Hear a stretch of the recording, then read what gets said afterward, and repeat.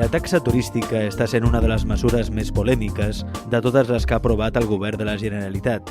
El sector de l'hostaleria no està d'acord que se li cobri al turista un impost només per visitar-nos. Denuncia que perjudicarà el turisme, un dels sectors que, sens dubte, més beneficis està aportant a la nostra economia. Avui a Interès parlarem d'aquest i altres temes amb Carles Segarra, president de l'Associació d'Empreses d'Hostaleria de la província de Tarragona. Com heu rebut al sector l'anunci de la imposició d'una taxa turística? A veure, tot el sector turístic de la província de Tarragona unànimament creu que és una greu equivocació. No el concepte de taxa, sinó la manera que es vol aplicar. Nosaltres entenem que pot haver una manera de buscar recursos per l'administració, per fer algun tipus de promocions, però poden haver altres mitjans de recaudar-lo que no siguin els establiments d'allotjament. Es poden recaudar taxes als museus, es poden recaudar als aeroports, als ports, a les autopistes. Hi ha llocs on és molt més equitatiu el tema de recaptar una taxa. El turisme ho és tot, no? Per què es recaptaria amb els establiments d'allotjament i no, per exemple, amb els transports, que també són turisme? Si ho fem amb establiments d'allotjament, començarem a recaptar diners d'empreses que venen a treballar a Tarragona, per exemple. Els hotels de Tarragona ciutat, si tenim empreses que venen a treballar aquí, han de pagar la taxa turística, aquestes empreses. Ens obliga a fer als establiments d'allotjament una tasca de recaudació, liquidació, control. Si un turista es nega a pagar la taxa, quin és el nostre paper? Podem tindre una eina coercitiva per obligar a un turista a pagar la taxa? Hi ha moltes coses que són... Per què us sembla desproporcionada? Sí, és la mateixa desproporció que un hotel de Barcelona que està cobrant en 4 estrelles 130 o 150 euros per nit i un hotel de Salou de 4 estrelles que està cobrant 25 euros per la pensió completa. Per fer un exemple, no? Els dos tenen que pagar 3 euros per persona i dia.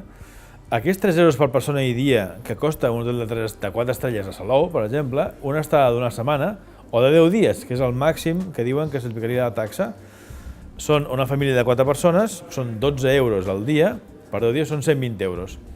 120 euros potser és més car això que moltes coses que inclou el paquet vacacional que tenen.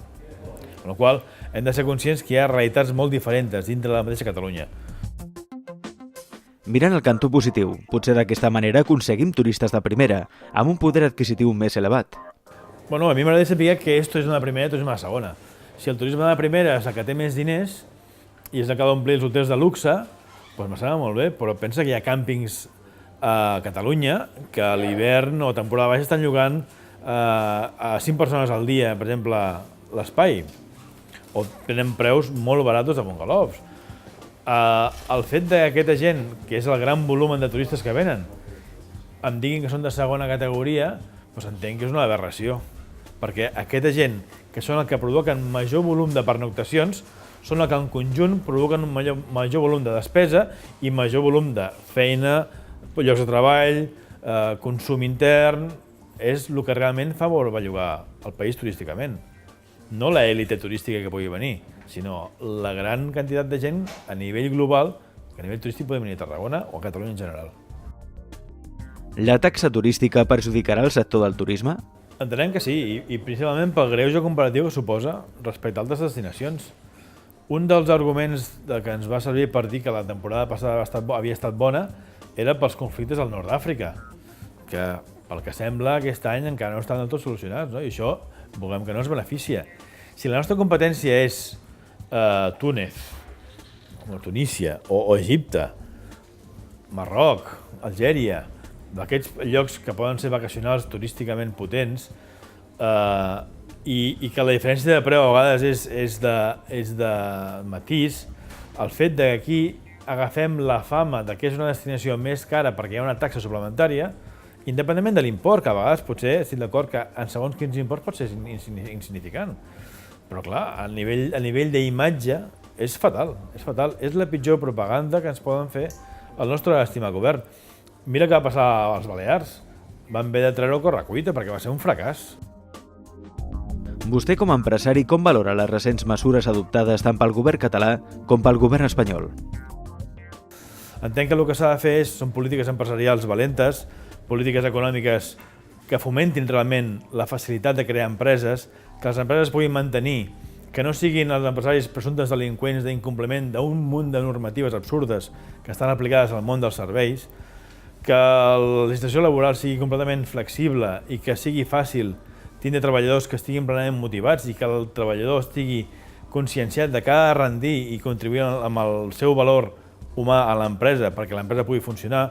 Són moltes coses i són molt fàcils, està inventat tot això, no? El que passa és que s'ha d'aplicar venint d'una època de vaques grasses i és molt difícil aplicar segons quin tipus de polítiques. Però o ens fiquem tots a treballar en sèrio i de bona hora al matí, tots plegats, o això no... Quina és la seva previsió d'enguany? Com serà aquest 2012? Jo crec que hem de ser moderadament optimistes. Qui més qui menys, en aquests últims anys ha après a controlar les seves despeses. Totes les empreses hem après a racionalitzar la nostra estructura en base, sobretot, a una incògnita del que podem tenir la setmana que ve. Estem entrant en un món molt més competitiu. Jo no diria que no s'ha vist mai, no? Diria que estem entrant en una dinàmica que per mi és per sempre i que hem d'aprendre a treballar-hi amb aquesta dinàmica. Però si mirem enrere i mirem els anys 90, com estava l'economia al nostre país, no sé si estava massa diferent d'ara. El que passa és que en aquests últims anys s'ha estirat més el braç que la màniga. Clar, ja ens han de ficar a lloc, no? Però si l'ajust que està fent l'administració en aquest moment l'hagués fet fa 3 anys com ha fet la majoria d'empreses, l'administració aniria molt millor i les empreses tindrien un més recolzament.